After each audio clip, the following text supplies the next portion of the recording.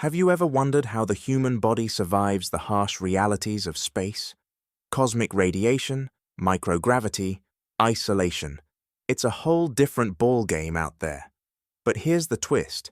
It's not just about what's in our DNA, it's about how we use it. Welcome to the fascinating world of genetics and epigenetics, and how they might hold the key to our survival in the final frontier. Let's break it down. Genetics is the study of DNA, the blueprint of life that tells our bodies how to grow, function, and repair. But DNA isn't the whole story. That's where epigenetics comes in. Epigenetics is like the orchestra conductor, deciding which parts of the DNA play and when, based on signals from the environment. In space, your environment is completely different.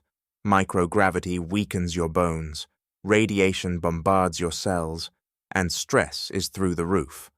All of this can tweak how your genes are expressed, thanks to epigenetics.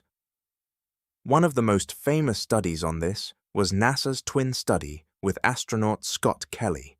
While Scott spent a year in space, his twin Mark stayed on Earth. The results? Changes in Scott's gene expression, his telomeres, the protective caps on DNA, and even his immune system. These weren't permanent, but they showed us just how adaptable our bodies can be.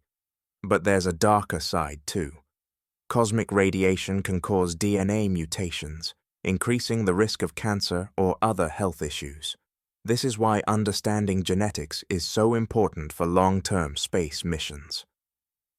Here's where epigenetics shines. Unlike DNA, which takes generations to evolve, epigenetics works in real time. For example, astronauts under stress might turn on genes that help their bodies manage it. Think of it as your body's way of hacking itself to survive. In the future, we could even use epigenetic therapies to help astronauts adapt. Imagine turning on bone-building genes to counteract the effects of microgravity or switching on radiation-resistant pathways. The possibilities are endless. But what about the next generation?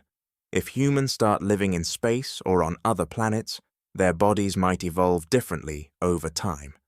Epigenetics could be the bridge between short-term survival and long-term adaptation.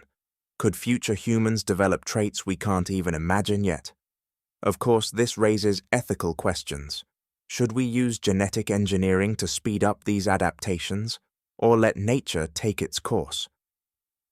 These are the questions humanity will face as we become a spacefaring species. From genes to epigenetics, our ability to adapt is what makes us human. But in space, that adaptability is being pushed to its limits. What do you think? Should we embrace genetic and epigenetic tools to survive in space, or rely on natural evolution? Let me know in the comments below.